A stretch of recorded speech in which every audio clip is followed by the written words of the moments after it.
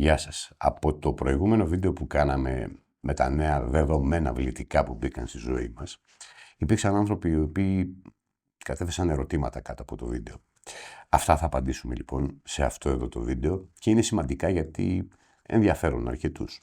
Ένα από τα ερωτήματα, τα έχω σημειώσει για να τα θυμάμαι όλα, ήταν το τι κάνουμε με τα παλιά όπλα, τα πετάμε από τη στιγμή που θα μπουν τα τσάλινα σκάλια στη ζωή μας. Όχι, δεν τα πετάμε και θα σας πω και ποιες είναι οι διαφορές των παλαιών με των νέων όπλων.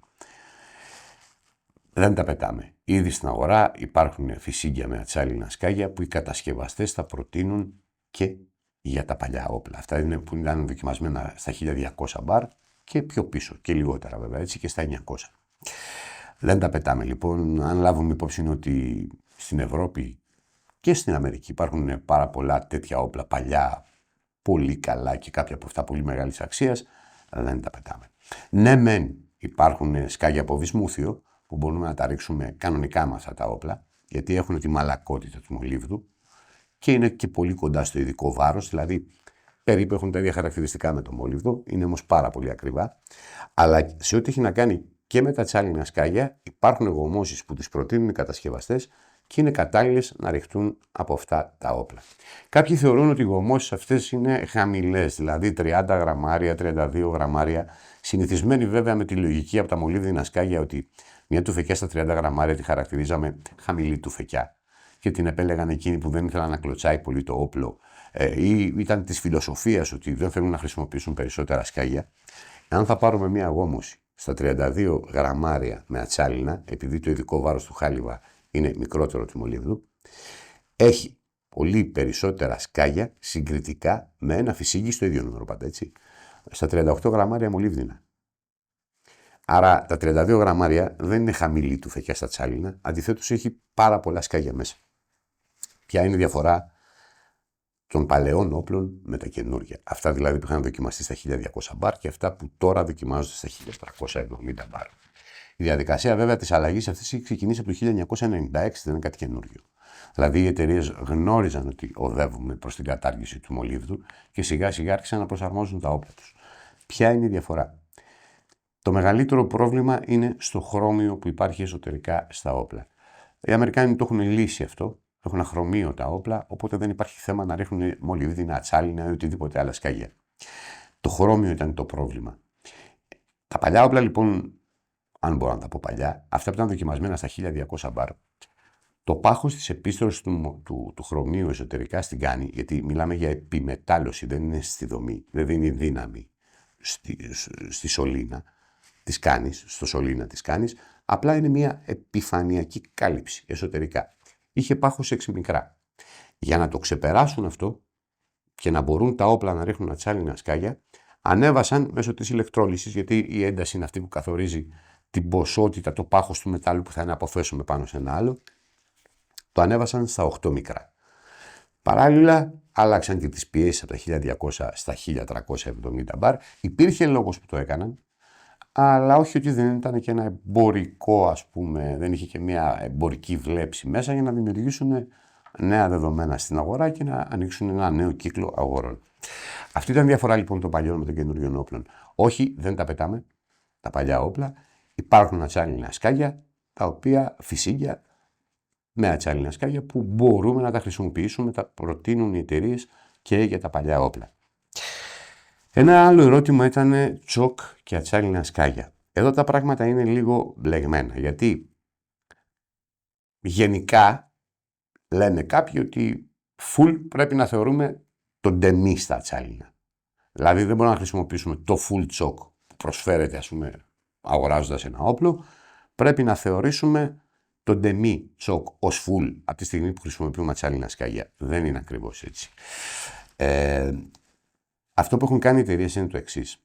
Αν αγοράσει κάποιος ένα όπλο και έχει 5 τσοκάκια πάνω, αν το προσέξετε, αν διαβάσετε αυτά που γράφει πάνω το τσοκ, θα δείτε ότι σε κάποια τσοκ γράφει no steel shot, δηλαδή ότι δεν πρέπει να χρησιμοποιήσει τα ατσάλινα σκάγια, και στα υπόλοιπα που είναι κατάλληλα για ατσάλινα σκάγια γράφει steel shot πάνω, ότι μπορείτε να χρησιμοποιήσετε και ατσάλινα σκάγια.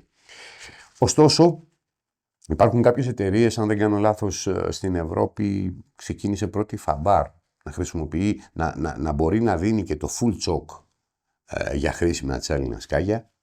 Μετέπειτα μπήκαν και άλλες εταιρείες στο παιχνίδι. Πιο πρόσφατα σε ένα ταξίδι στην Ιταλία, η καινούργια κάνη που βγάζει η Benelli, στην ερώτηση που κάναμε μας είπανε ναι, ότι το full choke μπορεί να ρίχνει και ατσάλινα σκάγια. Άρα λοιπόν καλό είναι να μην επαναπαυόμαστε σε αυτό το ότι το demi είναι το full choke για τα ατσάλινα σκάγια. Καλό είναι να διαβάζουμε πάνω στα choke τις ενδείξεις και καλό είναι να διαβάζουμε μέσα από τα manual των όπλων που αγοράζουμε γιατί προτείνει τα choke. Δεν είναι τόσο ξεκάθαρο ακόμα. Κάποια στιγμή θα ξεκαθαρίσει, αλλά θα χρειαστεί χρόνος.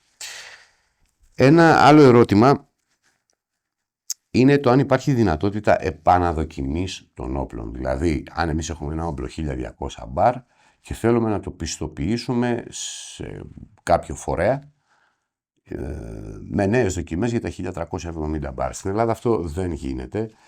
Το να πιστοποιήσουμε ένα όπλο από τα 1200 στα 1370 ενδεχομένως σε κάποια κράτη να μπορεί να γίνει αυτό από τη στιγμή που περάσει από την τράπεζα δοκιμών για να δοκιμαστεί. Συνήθως είναι κρατικοί φορείς που το κάνουν αυτό, δεν υπάρχουν ιδιωτικοί φορείς που το κάνουν, είναι κρατικοί φορείς. Ναι, τα ξένα κράτη, στα υπόλοιπα κράτη που έχουν που έχουν παραγωγή όπλων, μέσα από τις σφραγίδες που διαθέτουν στις τράπεζες δοκιμών μπορούμε να ξεχωρίσουμε ένα όπλο. Δηλαδή υπάρχουν σφραγίδες που λένε ότι αυτό το όπλο δοκιμάστηκε εδώ αλλά δεν έχει κατασκευαστεί ας πούμε στην Αγγλία. Υπάρχουν τέτοιες σφραγίδες. Υπάρχουν σφραγίδες που λένε ότι αυτό το όπλο επαναδοκιμάστηκε. Δηλαδή κάποια στιγμή ας πούμε μετά από πολλά χρόνια θέλησε ο ιδιοκτήτης να διαπιστώσει αν είναι σε κατάσταση καλή για να συνεχίσει να ρίχνει και έγινε επαναδοκιμή στο όπλο. Υπάρχουν σφραγίδες.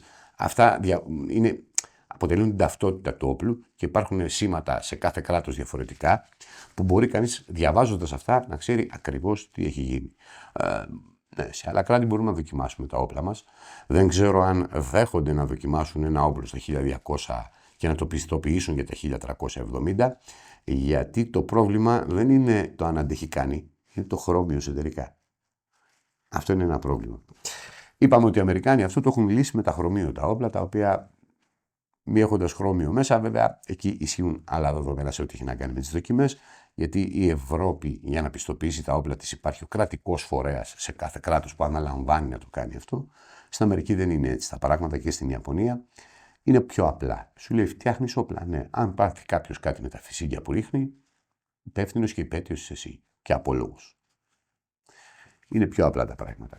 Γι' αυτό βλέπετε ότι τα αμερικάνικα όπλα έχουν χοντρύτερα τυχώματα στις κάνες, δοκιμάζονται σε υψηλότερες πιέσεις, αν και δεν αναγράφουν τις πιέσεις που δοκιμάζονται.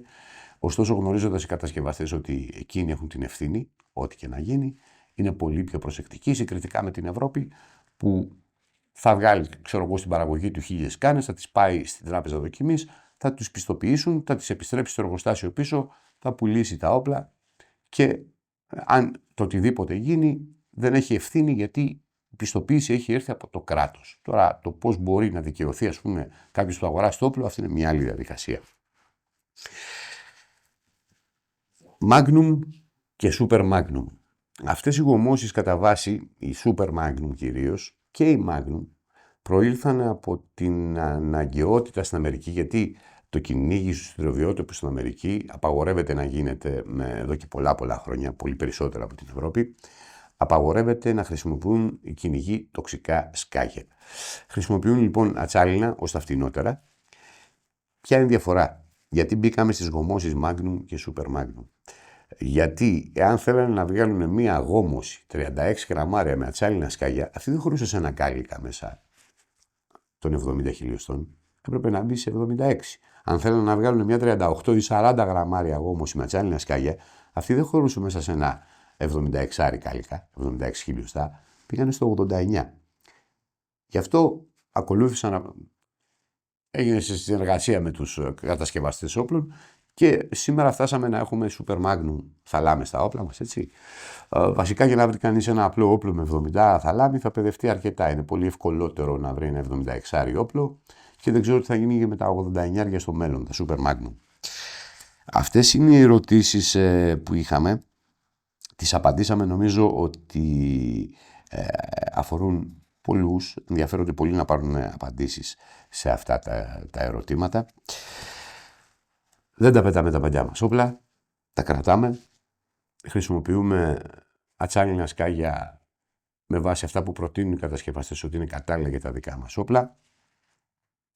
Θα χρειαστεί χρόνος να προσαρμοστούμε στα νέα δεδομένα. Δεν ξέρουμε πότε θα έρθει η ολική απαγόρευση του μολύβδου για να μπούμε την άλλη μέρα στη διαδικασία να αγοράζουμε ατσάλινα σκάγια ή από άλλα υλικά, βέβαια είναι πολύ ακριβά.